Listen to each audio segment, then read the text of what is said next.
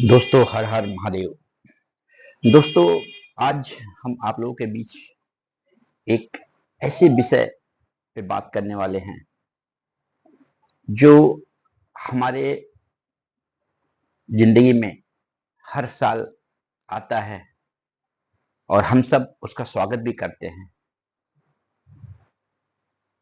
लेकिन उससे कुछ चाहे तो हम लोग सीख सकते हैं और वो विषय है नवरात्र।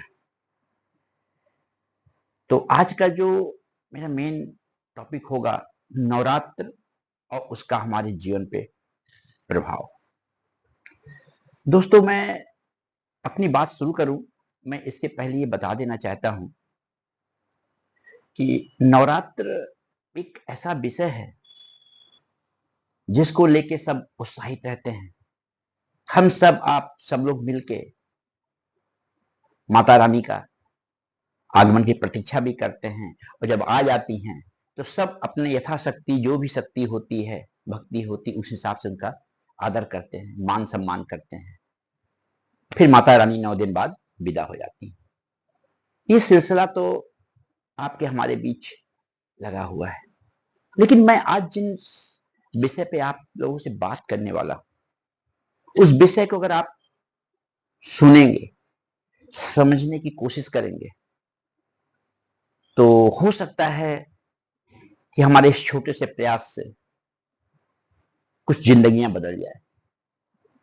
दोस्तों, मैं आप लोगों को कहना चाहता हूं, कल से नवरात्र का आगमन हो रहा है।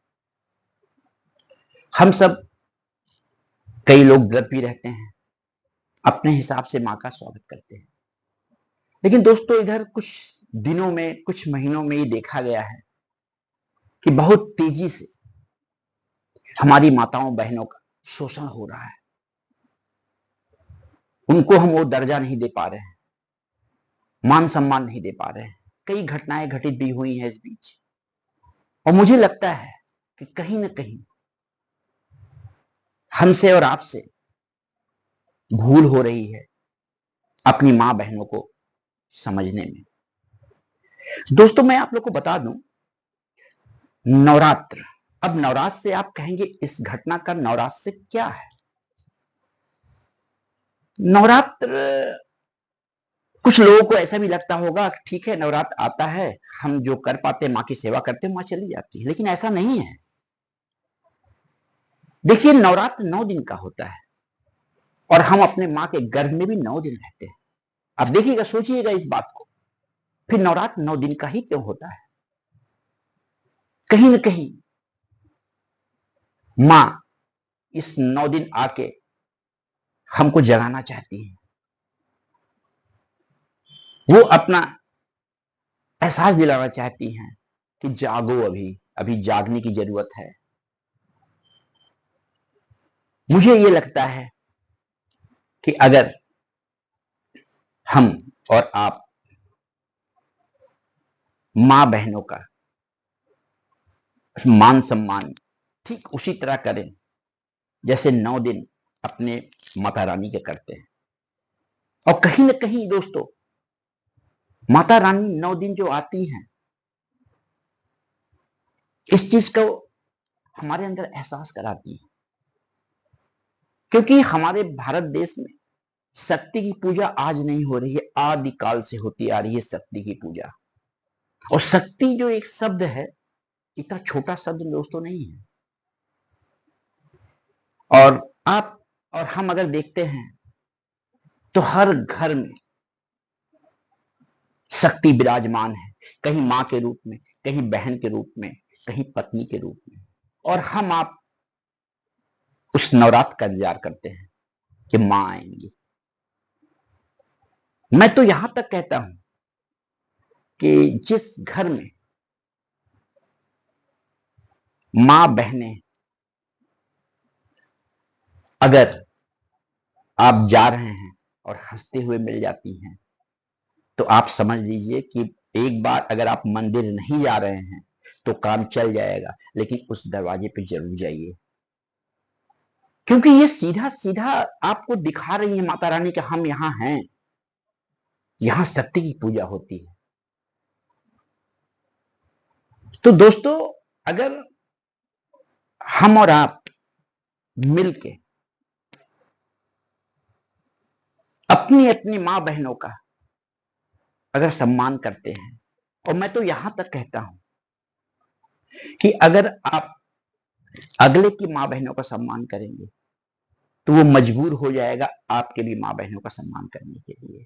और इसकी शुरुआत स्वयं हम लोगों को साथ मिलकर करना चाहिए, क्योंकि नवरात्र पर्व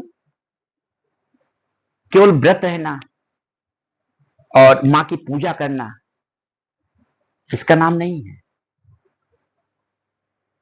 मां का 9 रूपों के बारे में समझाया जाता है कि 9 रूप क्या क्या मां का है, और मां का हर रूप किसी कारण से बनाया गया। मां 9 रूप धारण करती है, उसके पीछे कुछ न कुछ हमें आपको बताना चाहती है। ये दुर्भाग्य हमारा आपका हो सकता है कि हम उस चीज को नहीं ले पाते हैं। तो दोस्तों, हमारी आपसे सभी लोगों से एक विनम्र निवेदन है कि आप जरूर मां की आराधना करिए, व्रत रहिए, बच्चों के साथ टहले जाइए, लेकिन शुरुआत अपने घर से करिए। क्योंकि अगर हमारे घर की जो शक्ति हैं वो कमजोर पड़ गई तो हमें और आपको रास्ता दिखाने वाला फिर कोई नहीं मिलेगा। क्योंकि अगर हम उनको मानते हैं तो उन्हीं का रूप, मां खुद नहीं आ सकती हर घर पे, इसीलिए उस रूप में विराजमान है और हर घर में विराजमान है। तो उनकी पूजा करने के पहले हमें आपको इस नवरात्र एक संकल्प लेना चाहिए कि हमारे घर में जो शक्तियां हैं, पहले हम उन शक्तियों का सम्मान करना सीखें, पूरी तरह से आदर करें।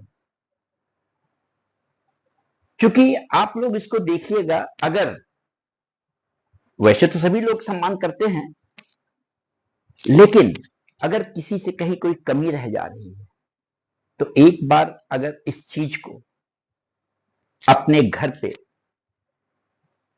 या समाज में करके देखे, उसकी जीवन की स्थितियां बदल जाएंगी, घर खुशियों से भर जाएगा। तो दोस्तों, मेरा आप सभी लोगों से विनम्र निवेदन है कि मंदिर जाने के पहले आप मंदिर जरूर जाइए, मां की आराधना जरूर करिएगा, लेकिन एक बार जब अपने घर में जो शक्ति है, जो आपको दिखती है, उस शक्ति का आदर, मान सम्मान करके फिर जब आप मंदिर जाइएगा ना, तो आपको एकदम बढ़िया कॉन्फिडेंस मिलेगा। एक बार आप करके देखिएगा, और मुझे विश्वास है कि हमारे इस छोटी सी बात से अगर किसी को समझ में आता है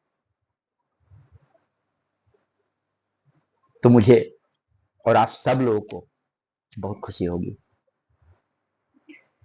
मैं आज आप लोगों के बीच इस टॉपिक को लेके आया, आप लोगों से बोलने का मौका मिला, इसके लिए भी मैं अपनी माता रानी का, महादेव का बहुत बहुत शुक्रगुजार हूं। हर हर महादेव।